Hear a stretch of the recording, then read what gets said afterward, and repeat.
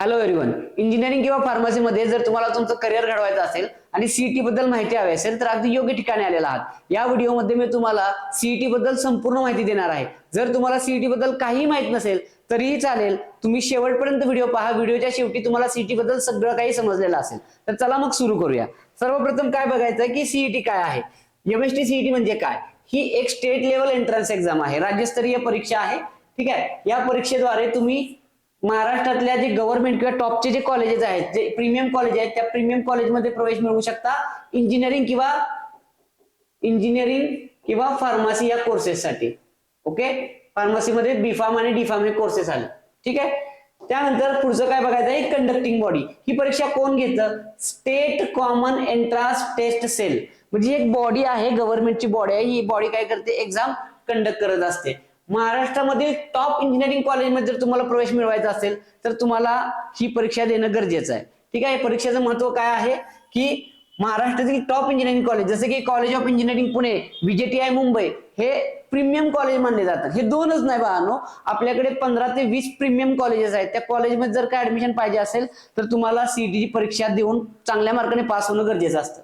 JEE पेक्षा ही exam comparatively easy आहे आणि निगेटिव्ह मार्किंग यात काही सुद्धा नाहीये. म्हणजे जर तुम्ही जेईची परीक्षा दिली तर त्याच्यामध्ये निगेटिव्ह मार्किंग असणार आहे. निगेटिव्ह मार्किंग बद्दल मी जेईच्या परीक्षेबद्दल जेव्हा व्हिडिओ बनवेन तेव्हा त्याच्यामध्ये मी डिटेलमध्ये एक्सप्लेन करेन. पण आता सीईटीला निगेटिव्ह मार्किंग तर आपल्याला नाहीये, so we don't have to talk about it.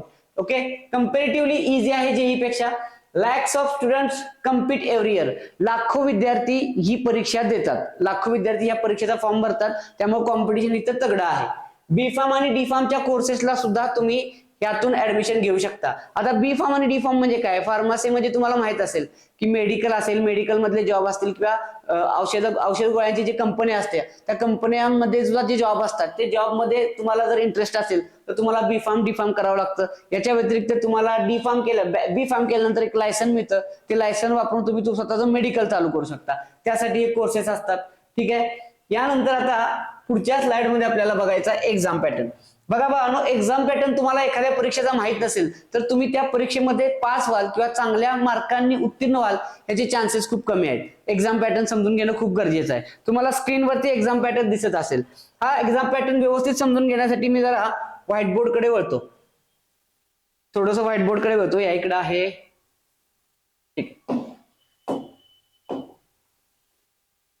हा काय एक्झाम पॅटर्न? एक्झाम पॅटर्न जर तुम्हाला समजून घ्यायचं लक्षात घ्या, ज्या दिवशी तुमचा पेपर असणार आहे, ज्याही दिवशी तुमचा पेपर असेल, पेपर डे किंवा एक्झाम डे म्हणूया आपण.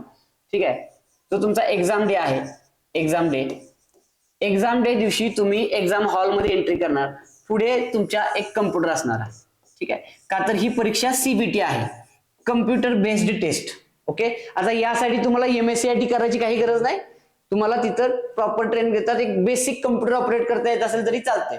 सीबीटी टेस्ट असते, कम्प्युटरवरती टेस्ट असते. आता याच्यामध्ये काय केलं जातं, तुमच्याकडे टोटल असतात 180 मिनिट म्हणजे साधारणतः 3 तास असतात.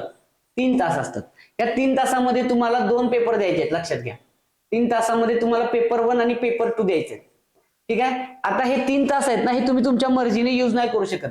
पेपर 1 साठी तुम्हाला 90 मिनिट मिळणार आहेत आणि पेपर 2 साठी सुद्धा तुम्हाला 90 मिनिट मिळणार आहेत. म्हणजे काय की पेपर 1 तुमचा 90 मिनिट नंतर ऑटोमॅटिकली सबमिट होणार. तुम्हाला पेपर 2 लगेच तिथे चालू होणार. आता पेपर 1 आणि पेपर 2 काय ह्याच्याबद्दल जरा जाणून घेऊया.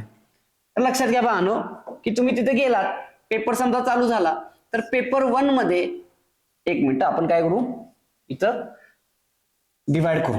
ठीक आहे. लेट्स से की ह्या इथं पीसीएम ग्रुप आहे. आपला पीसीएम ग्रुप आहे म्हणजे फिजिक्स केमिस्ट्री मॅथमॅटिक्स, आणि या इथं पीसीबी ग्रुप आहे. ओके.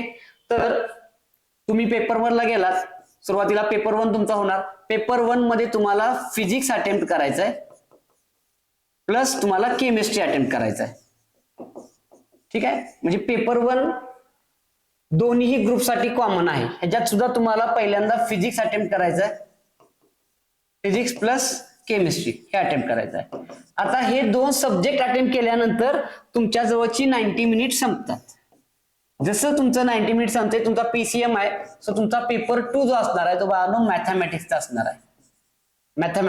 आहे. ठीक आहे. हा पेपर तुम्हाला 90 मिनिट मध्ये पुढच्या सोडवायचा आहे. ठीक आहे. आणि इकडे पीसीबी ग्रुपला तुमचा जो पेपर 2 असणार आहे तो बायोलॉजीचा असणार आहे, लक्षात घ्या. ते बायोलॉजीचा असणार आहे आणि हा तुम्हाला 90 मिनिट मध्ये संपवायचा आहे. म्हणजे इकडं 90 मिनिट आणि हे 90 मिनिट, टोटल तुमचे 3 तास झाले. आणि इकडे सुद्धा 90 मिनिट प्लस 90 मिनिट तुमचे 3 तास झाले.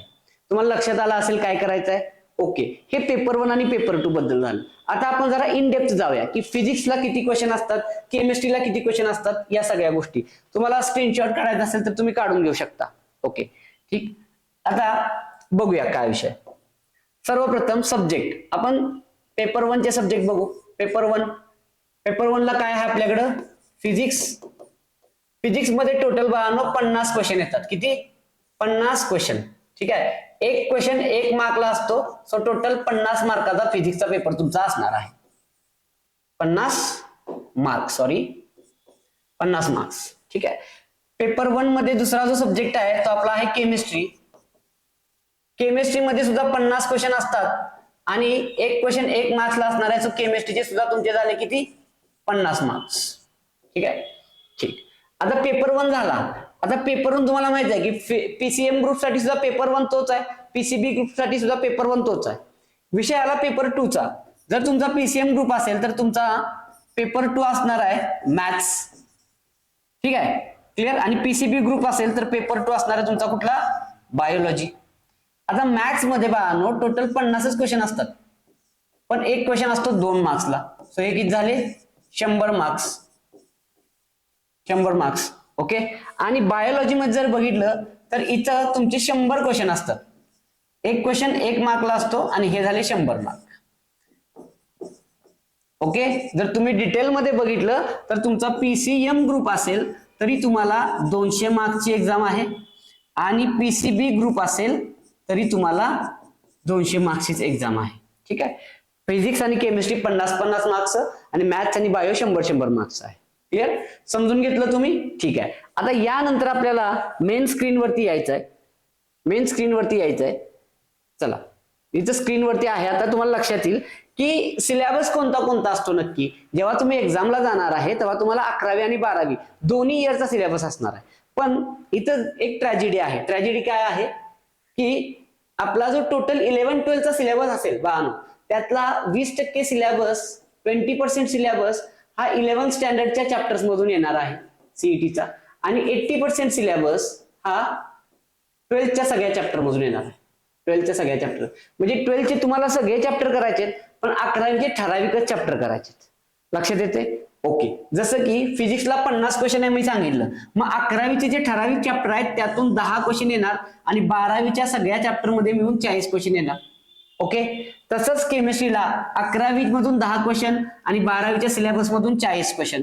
मॅथमॅटिक्स मध्ये सुद्धा तसंच 10 क्वेश्चन 11th मधून आणि 40 क्वेश्चन बाळव कशामधून? 12वीच्या सिलेबस मधून येणार. बायोलॉजीला मात्र 11वीतून 20 क्वेश्चन आणि 12वीतून 80 क्वेश्चन असे तुमचा पेपर पॅटर्न असणार. ओके. आणि मार्क्स समोर मी तुम्हाला दिलेले. क्लिअर? ठीक. आता यानंतर पुढे जायचं आहे. तुम्हाला पेपर पॅटर्न लक्षात आला असेल. पेपर पॅटर्न कसा आहे, एक्झाम डे दिवशी तुम्हाला कशा पद्धतीने हे करणार आहे. आता काही गोष्टी सांगतो, लक्षात घ्या. ती गोष्ट सांगण्यासाठी मला आय थिंक परत एकदा व्हाईट बोर्ड वरती जावं लागेल.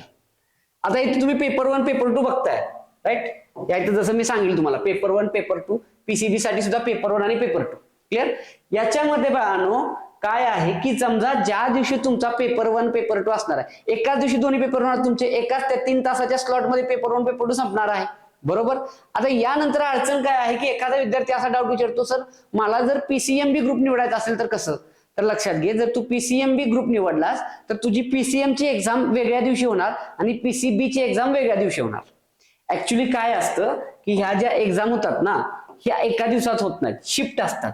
ओके. जसं मी सांगू तुम्हाला, डे 1 असेल, डे 2 असेल, डे 3 एक्झाम असेल, डे 3 असेल, डे 4 असेल. ठीक आहे. असे 5 ते 6 दिवस कंटिन्युअसली एक्झाम चालू राहते. डे 1 मध्ये shift 1, shift 1, shift 2, shift 2. Day 2 मध्ये सुद्धा शिफ्ट 1, शिफ्ट 2. डे 3 मध्ये सुद्धा शिफ्ट 1, शिफ्ट 2 आणि डे 4 मध्ये सुद्धा शिफ्ट 1, शिफ्ट 2. यातल्या कोणत्याही शिफ्टला तुझा एखादा पेपर असू शकतो. क्लिअर. लेट से की एखाद्या विद्यार्थ्याचा शिफ्ट 1 ला पेपर आहे, म्हणजे शिफ्ट 1 शक्यतो असते तुमची 9 ते 12, 9 AM टू 12 AM. ओके, 12 नून म्हणूया आपण, 12 नून म्हणजे सकाळी 9 ते 12 पर्यंत असते. ठीक आहे. आणि शिफ्ट 2 जी असते ती आपली 2 PM ते 5 PM च्या मध्ये असते, लक्षात घ्या. ठीक आहे. मग सपोज तुमचा शिफ्ट 1 ला पेपर आला असेल, शिफ्ट 1 डे 3 किंवा शिफ्ट 2 डे 4, कुठल्याही शिफ्टला तुमचा पेपर येऊ शकतो. त्या पद्धतीने तुम्हाला तो पेपर अटेंड करायचा आहे. क्लिअर झालं. ठीक. यानंतर आपल्याला काय बघायचं आहे, सपोज तोच एक डाऊट आपला राहिला की पुन्हा एकदा सांगतो की जर एखाद्याचा PCMB ग्रुप असेल तर ह्याच्या 2 एक्झाम होणार. ह्याची PCM ची वेगळ्या दिवशी एक्झाम होणार आणि PCB ग्रुपची वेगळ्या दिवशी एक्झाम होणार.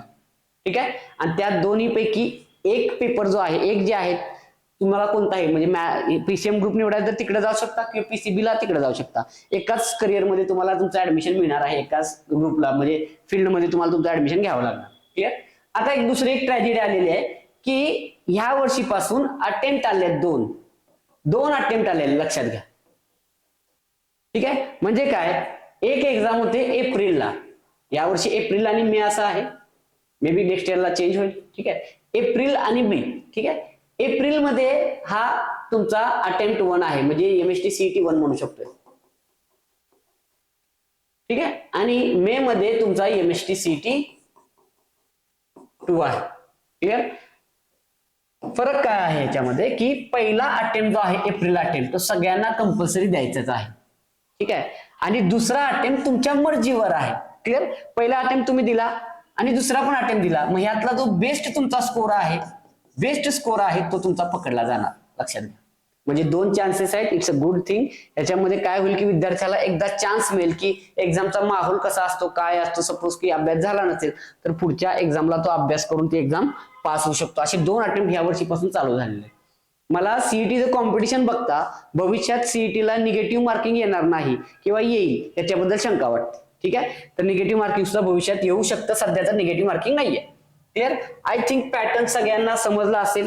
चला आता परत एकदा आपण आपल्या मेन स्क्रीनवर जाऊ. ठीक आहे.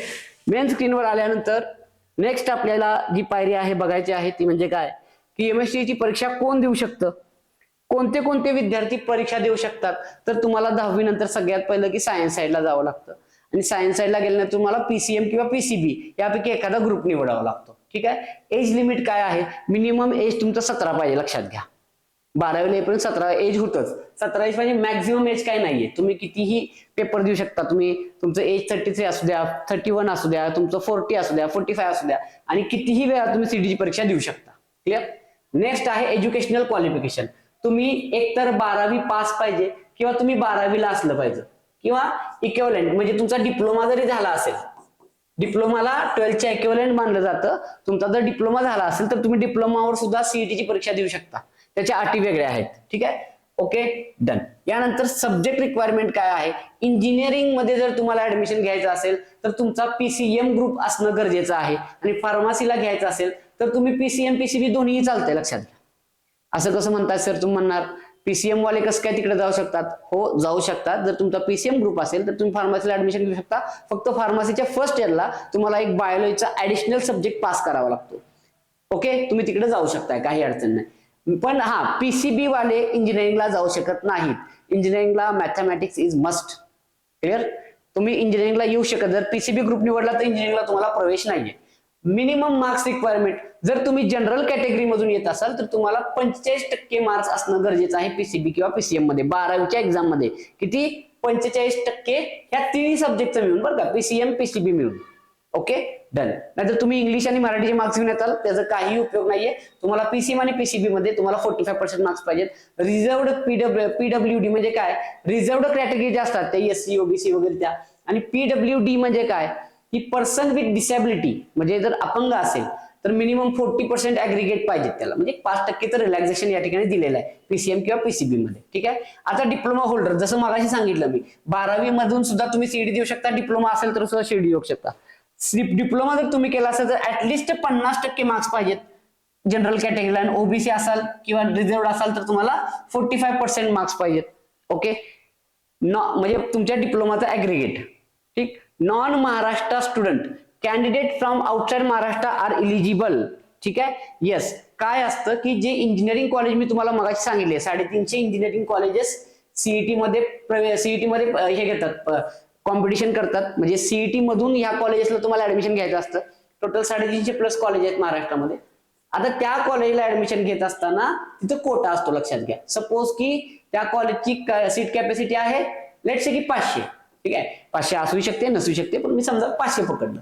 आता या 500 मधले 85% ज्या सीट आहेत त्या महाराष्ट्रातल्या विद्यार्थ्यांसाठी रिझर्वड असतात आणि 15% ज्या सीट आहेत त्या ऑल इंडिया म्हणजे महाराष्ट्रातल्या बाहेरचे विद्यार्थी सुद्धा ही परीक्षा देऊ शकतात. त्यांना 15% जागा रिझर्वड असतात, पण मॅक्झिमम 85% जागा कुणाला आहेत? महाराष्ट्रातल्या कॅन्डिडेट्सना आहेत. ओके, ठीक. यानंतर आपल्याला काय बघायचं आहे? कोर्सेस. इंजिनिअरिंग मध्ये जर तुम्हाला इंजिनिअरिंग किंवा फार्मसी किंवा ऍग्रिकल्चर मध्ये जायचं आहे, बीई बीटेक मध्ये गेला तर तुम्हाला सगळ्या शाखेला प्रवेश मिळतो. ठीक आहे, मग मार्क्स नुसार मिळतो, लक्षात घ्या. जसं की आता कम्प्युटर सायन्स ही एक सगळ्यात ट्रेंडिंग फील्ड आहे.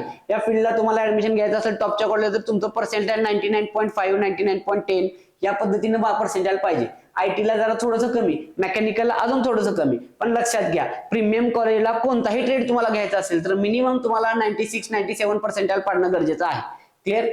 त्यानंतर बी फार्म आणि डी फार्म हिचं तुम्हाला जास्त एवढं कॉम्पिटिशन नाहीये. फार्मसीसाठी तुम्हाला जर सीईटी मध्ये तुम्हाला ऑलमोस्ट 121 तुम्ही क्वालिफाय जरी झालात, 120-130 मार्क्स जरी असतील तरी तुम्हाला चांगल्या कॉलेजला ऍडमिशन मिळून जाते.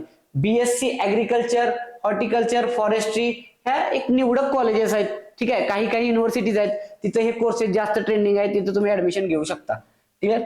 यानंतर पुढची स्लाइड आहे बाळांनो, MST CET competition. Yes, competition बघा ह्या एक्झामचं किती वाढलेलं आहे. 2022 ते 2025चा डाटा मी इथे तुम्हाला दिलेला आहे, लक्षात घ्या. 2022 ला किती विद्यार्थ्यांनी परीक्षा दिली? 4.5 लाख विद्यार्थ्यांनी परीक्षा दिली आणि सीट किती होत्या? 1.45 लाख. ओके, म्हणजे 4.5 लाखापैकी फक्त 1.45 लाख सीट आहेत. क्लिअर. म्हणजे संगीत खुर्चीमध्ये सुद्धा किती कॉम्पिटिशन असतं बघा. 7 खुर्च्या लावलेल्या जातात, पळणारे 8 असतात. दर राऊंडला एक बाहेर जातो तरी आपल्याला किती धाकधूक होते. हिथं तर फक्त 1,45,000 सीट आहेत आणि पळतायत किती जण? 4.5 लाख. म्हणजे बाकीचे सगळे बाद होणार आहेत. ठीक आहे, लक्षात घ्या एवढी सीट आहे. त्यामुळं टॉपचं जे सीएस कम्प्युटर सायन्सचं जे कट ऑफ आहे ते बघा 99.5% आहे चांगल्या कॉलेजेसला. 2023 ला 4.1 लाख विद्यार्थ्यांनी फॉर्म भरला आणि 1.5 लाख सीट होत्या. ठीक आहे, परत 4.3 लाख विद्यार्थ्यांनी फॉर्म भरला. 2025 ला गेल्या वर्षी 4.5 ते 4.8 लाख विद्यार्थ्यांनी फॉर्म भरला आणि जवळजवळ 1.5 लाख ते 1,55,000 सीट अवेलेबल आहेत. म्हणजे पर्सेंटाईल तुम्ही बघा किती लागतंय, कॉम्पिटिशन किती हाय आहे.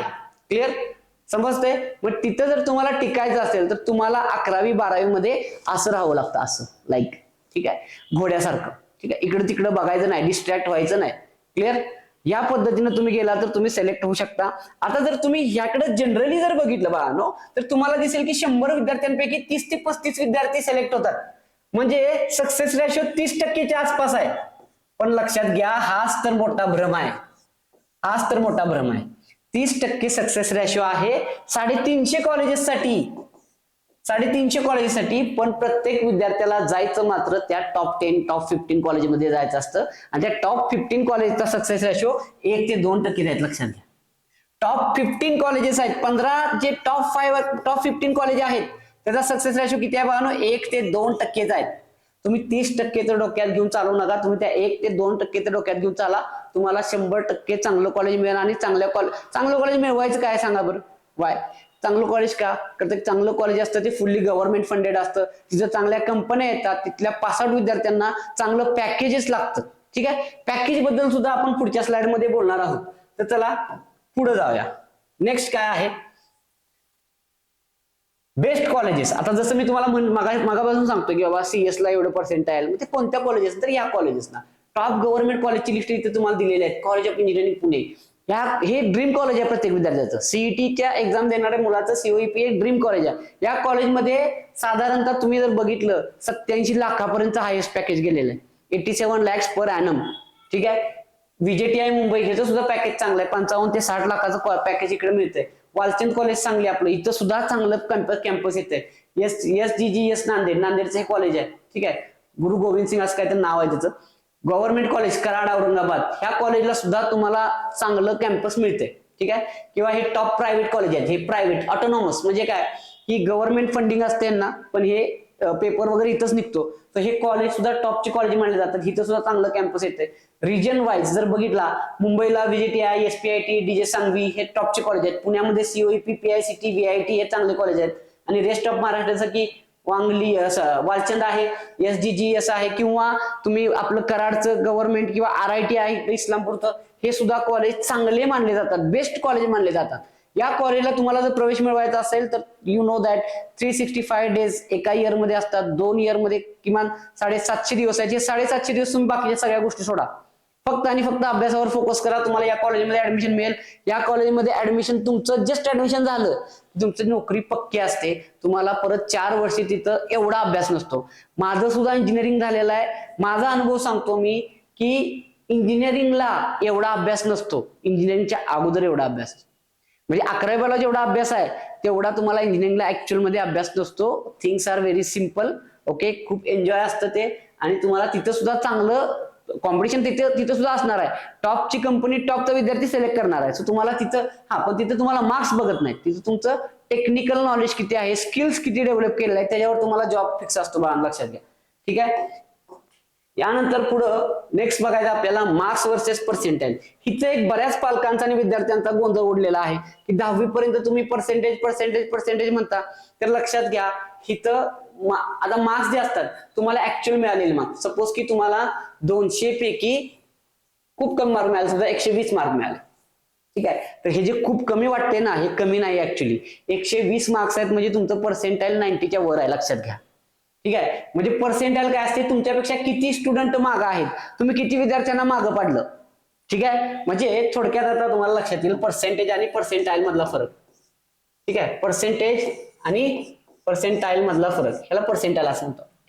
काय असते की लेट्स से की आता सपोज की वर्गामध्ये 30 विद्यार्थी आहेत, 1 2 3 डॅश असे 30 विद्यार्थी आहेत. ठीक आहे, तर या वर्गामध्ये आपण बघतो की ज्याला 100 पैकी 91 मार्क आहेत, आपण म्हणतो खूप छान मार्क्स आहेत, खूप छान मार्क्स आहेत, हा पहिल्या 2-3 मध्ये असणार आहे.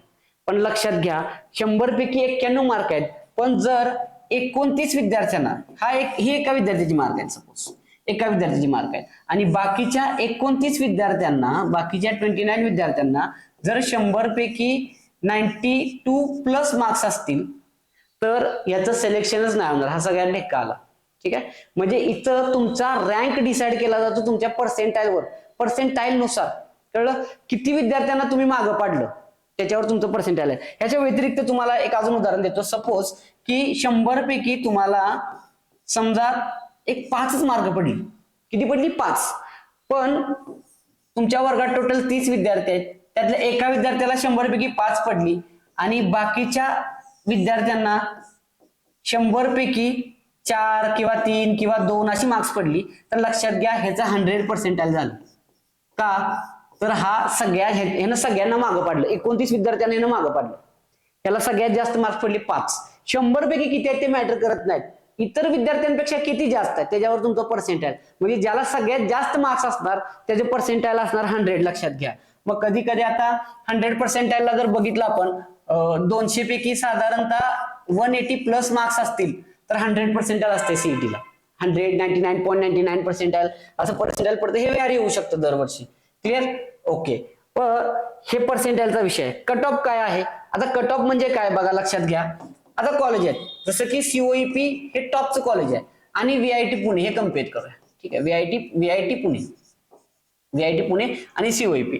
सपोज सीओईपीच्या सीएस ब्रांचला जे कट ऑफ आहे ते 99.15 पर्सेंटाईल आहे सपोज, तेच व्हीआयटीच्या सीएस ब्रांचला कट ऑफ कमी असेल, म्हणजे काय की ज्या विद्यार्थ्यांना 99.15 पर्सेंटाईल पेक्षा जास्त मार्क्स आहेत त्यांना सीओईपीच्या सीएस ब्रांचला प्रवेश मिळेल, त्यापेक्षा कमी असेल तर मेकॅनिकलला मिळेल. ह्याला आपण कट ऑफ म्हणतो की ह्याच्यापेक्षा मिनिमम एवढे मार्क्स पाहिजेत त्या ब्रांचला प्रवेश मिळवायला.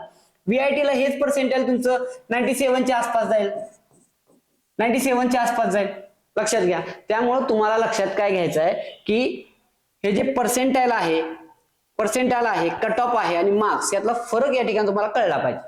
आय थिंक मी ट्राय केलेला आहे, फरक तुम्हाला लक्षात आला असेल. यानंतर पुढं काय बघायचं आहे की MHCET क्रॅक करताना येणारे अडचणी हे बघून घ्या, हे बघून घ्या. तुम्हाला रस्त्याला जाणारा जे काही खड्डे लागणार त्या खड्ड्यांविषयी मी आता बोलणार. सगळ्यात पहिलं मोबाईल डिस्ट्रॅक्शन सोडून द्या. रील्स शॉर्ट्स बघायची जी सवय लागलेली असेल तुम्हाला, या सगळ्या गोष्टींपासून तुम्हाला लांब जावं लागेल, तरच तुम्ही या फील्डमध्ये येऊ शकता. आता कॉम्पिटिशन एवढं हाय आहे.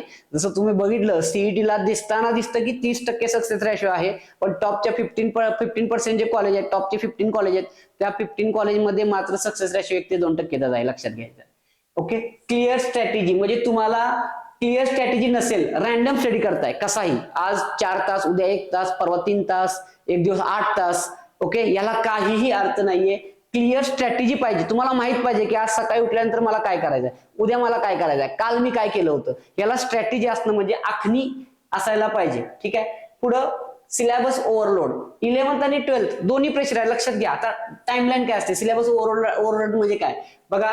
लेट्स से की तुमचं फेबमध्ये तुमची एक्झाम असणार. फेबमध्ये आता बरीच मुलं सीईटीची जी परीक्षा करतात ते जेईचा पण फॉर्म भरतात. काय होतं बघा, टाइमलाईन किती क्रिटिकल असते विद्यार्थ्यांची. जानेवारीमध्ये त्यांचा जेईचा पहिला अटेम्प्ट असतो, J1 म्हणूया आपण. ठीक आहे. फेबमध्ये त्यांची बोर्ड एक्झाम असते. ठीक आहे, बोर्ड एक्झाम असते फेबच्या एंडला किंवा फेबच्या मध्ये वगैरे. ठीक आहे. परत मार्च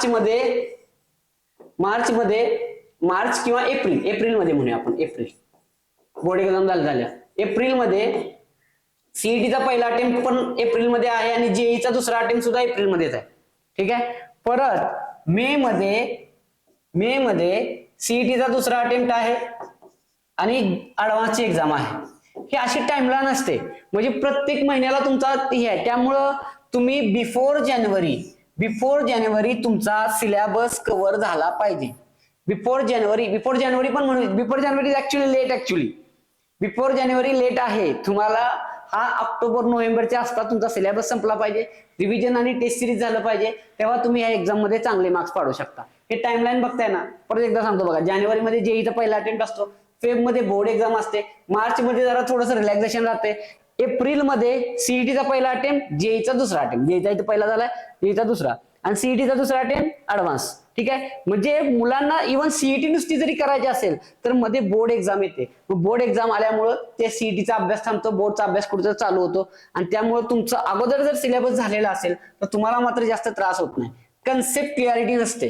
ठीक आहे. बऱ्याच मुलांना, बऱ्याच बहादरांना असं वाटतं की फॉर्म्युला पार्ट असेल तर I can crack the exam. असं नाहीये.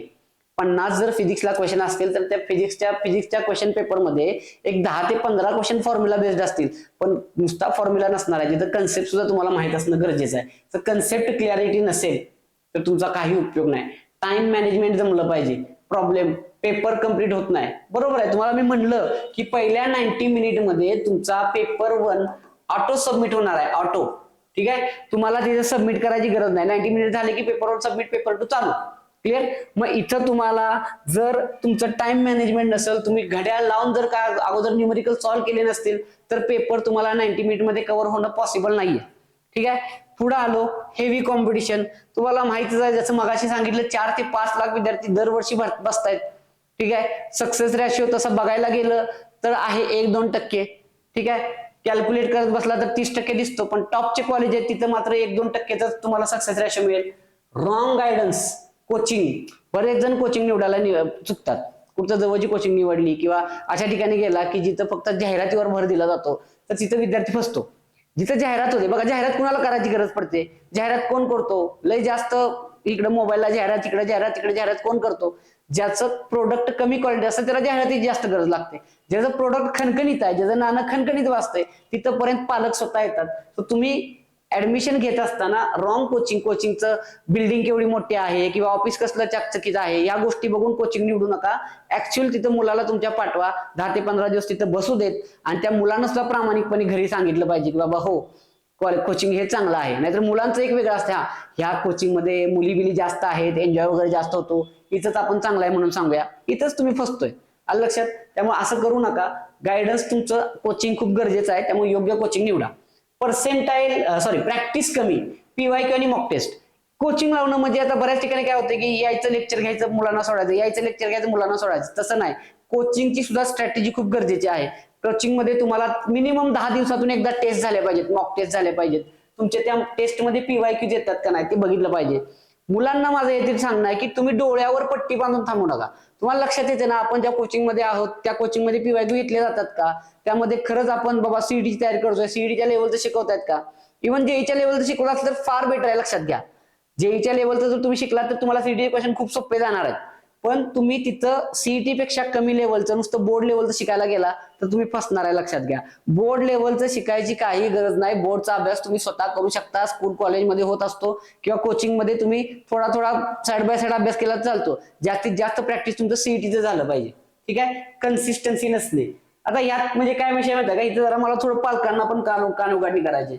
पालक स्वतः पालकांची जबाबदारी की बाबा आपला जो काही गधड्या आहे त्याला रोजच्या रोज क्लासला पाठवणे, रोजच्या रोज कोचिंगला पाठवणे हे गरजेचं आहे. कन्सिस्टंट जर तुम्ही कोचिंगला नसला तर कोचिंगचा तर काय उपयोग आहे, मग कोचिंग लावूनच उपयोग नाहीये. तुम्ही कधीतरी जाणार कोचिंगला, परत मनाला मार्क्स येत नाहीत.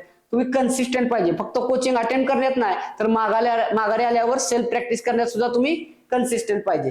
स्टडी इन्व्हायरमेंट इश्यूज, बरोबर आहे, प्रत्येकाच्या घरात अभ्यासाचं वातावरण असेल असं नाही, पण जिथं नसेल तिथं वातावरण तयार करा. जर तुमचा मुलगा सीईटीची प्रिपरेशन करत असेल तर तेवढी 1-2 वर्ष घरातला टीव्ही बंद ठेवा किंवा त्याला एक वेगळा रूम द्या, वेगळी खोली द्या अभ्यासाला. खोली अवेलेबल नसेल तर टेरेसवर अभ्यास करू द्या, झाडाखाली अभ्यास करू द्या, किंवा तुम्ही जर खोली अवेलेबल तर टीव्ही लावायची गरजच नाही ना, टीव्ही बंद ठेवा, मोबाईल बंद ठेवा. त्याला जास्तीत जास्त तुम्ही त्याला म्हणजे इतर गोष्टींमध्ये लाड करू नका. फिरायला जाणं, महिना सुट्टी घेणे, या सगळ्या गोष्टी बंद करा.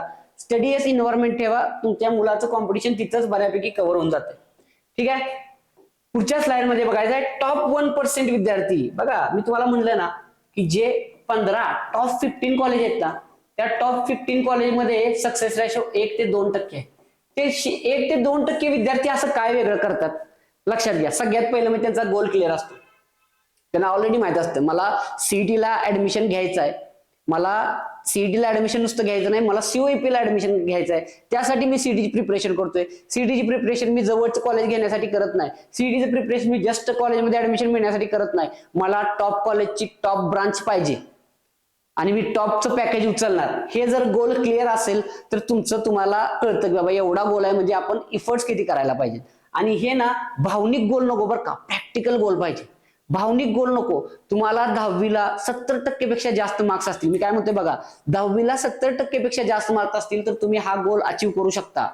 हा जेईला तुमचा अवघड आहे, जेईला तुम्हाला फाउंडेशन पासून अभ्यास करावा लागेल. पण जर 10वीला किमान 70% पेक्षा जास्त मार्क्स असतील, माझ्याकडे या, मी तुम्हाला इथं घेऊन जाऊ शकतो. 70% पेक्षा 10वीला मार्क्स पाहिजेत जास्त आणि 2 वर्ष मेहनत करायची तयारी पाहिजे, बाकी माझ्यावर सोडा. ठीक आहे, स्मार्ट स्टडी करणं गरजेचं आहे. 80% फोकस तुमचा 12वीच्या सिलेबसवर पाहिजे.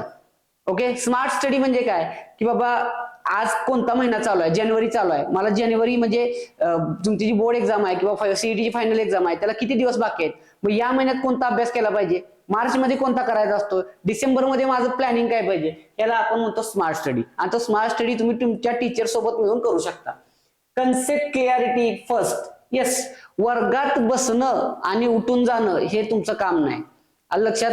आता मी ऍज अ टीचर मी सुद्धा सांगतो, माझी सुद्धा एक खंत आहे की प्रत्येक टीचर शिकवल्यानंतर विचारतच असतो तुम्हाला कळलं का, तुम्हाला लक्षात आलं का. विद्यार्थी डाऊट विचारायला असतात किंवा दडपणात येतात किंवा जर राहू दे जाऊ दे आता मी कुठं डाऊट विचारू. पण लक्षात घ्या, तुम्ही जर एखाद्या ठिकाणी फीज भरताय तर तिथून मॅक्झिमम आउटपुट घेणं तुमची जबाबदारी आहे. त्यामुळे तुम्ही कन्सेप्ट क्लिअर झाल्याशिवाय पुढे जाऊच द्यायचं नाही. ओके, तुम्ही आता 12वीला, तुम्ही 11वी-12वीला आलात म्हणजे तुम्हाला तिथं भांडता आलं पाहिजे. क्लिअर. आपल्या आई वडील कष्टानं पैसे कमवून आपल्याला जर कोचिंग लावत असतील तर कन्सेप्ट क्लिअर करून घेणं ही तुमची जबाबदारी आहे. इथं जर तुम्ही चुकत असाल तर तुम्ही त्या आई वडिलांसोबत धोका करताय. ओके, पीवायक्यूज खूप गरजेचं आहे. नुसताच तुम्ही सीईटीचा क्लास लावलाय, नुसतंच तुम्ही सीईटीचं टॉपिक बाय टॉपिक संपत चाललाय, पुढे सिलेबस चालू आहे, तुम्हाला पीवायक्यू सुटत नसतील, चुकतंय. तुम्हाला पीवायक्यू आले पाहिजेत. पॅटर्न अंडरस्टँड करण्यासाठी तुम्हाला पीवायक्यू आलेच पाहिजेत. Daily mock test. येस, डेलीचा अर्थ रोज नव्हे, डेलीचा अर्थ रोज नव्हे, 10 दिवसातून एकदा तुमची मॉक टेस्ट झाली पाहिजे सीईटीची आणि त्याचं अनालिसिस झालं पाहिजे. अनालिसिस म्हणजे काय, सपोज की तुमची 200 मार्कची टेस्ट झाली, 200 मार्कची टेस्ट झाली, त्यापैकी सपोज तुमचा स्कोर आला 130. क्लिअर, 130. तर तुमचं अनालिसिस काय पाहिजे, उरलेले 70 मार्क्स आहेत ते कोणत्या टॉपिक मधून सुटलेले आहेत. ते जे टॉपिक्स आहेत की जिथले माझे 70 क्वेश्चन चुकले, त्या टॉपिक माझे वीक आहेत, हे अनालिसिस झालं. आणि ते जे वीक टॉपिक आहेत त्याचं मी रिव्हिजन करणार, त्याचं मी सरांना डाऊट विचारणार, मॅमना डाऊट विचारणार. जर सरांना वेळ नसेल तर संडेला एक्स्ट्रा जाणार, पण मी ते डाऊट विचारणारच. याला म्हणायचं अनालिसिस. नुसती परीक्षा देऊन तुम्हाला काही उपयोग नाही. ओके, तुमचे 200 पैकी 130 आले, वरचे 70 चुकले कुठं, गेले कुठं, काय अडचण झाली, तर तुम्हाला ते टॉपिक्स तुमचे स्ट्रॉंग टॉपिक आणि वीक टॉपिक हे तुम्हाला मेंटेन करावं लागते. ह्याला अनालिसिस म्हणतो आपण. Consistency, daily study routine. Yes, okay, तुमचं एक प्लॅनिंग पाहिजे. कोचिंग मध्ये काही होत असतं, अचानक कोचिंग मध्ये काहीतरी काम निघलं, 1-2 दिवस कोचिंगला सुट्टी आहे किंवा 1 दिवस कोचिंगला सुट्टी असेल किंवा तुम्ही आजारी आहे, तर तुम्ही त्याच्या बदली काय करणार हे तुमचं डेलीचं स्टडी रुटीन आहे, तुमचं फिक्स पाहिजे. सकाळी उठल्यानंतर काय करणार आहे, फॉर्म्युला कुठे आहेत. बघा, माझे आतापर्यंत जेवढे विद्यार्थी झालेत ना, जे टॉपला पोहोचलेले विद्यार्थी आहेत, त्या विद्यार्थ्यांचं एक फिक्स होतं म्हणजे routine. Okay, clear. Do not depend 100% on coaching.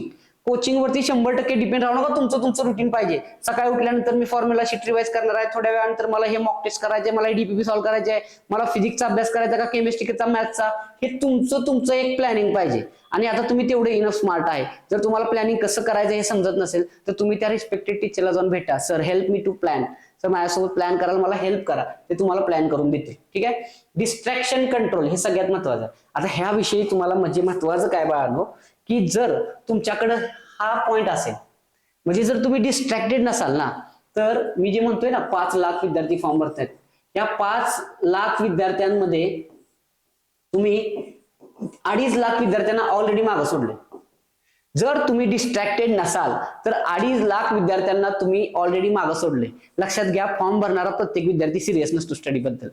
तुम्ही तुमच्या आजूबाजूला बघा, प्रत्येक 3-4 विद्यार्थ्यामागे एखाद दुसरं गणलेलं असते किंवा ते डिस्ट्रॅक्टेड असते. त्यामुळे लक्षात घ्या, जर तुम्ही डिस्ट्रॅक्टेड नसाल तर तुम्ही ऑलरेडी 2.5 लाख विद्यार्थ्यांना मागे सोडलेलं आहे. तुमचं कॉम्पिटिशन फक्त त्या क्रीम लेअर सोबत आहे, 2.5 लाख विद्यार्थ्यांसोबत आहे. आता इथं तुमची मग कन्सिस्टन्सी, तुमचं हार्डवर्क, तुमचं कोचिंग, या सगळ्या गोष्टी मॅटर करणार. लक्षात घ्या.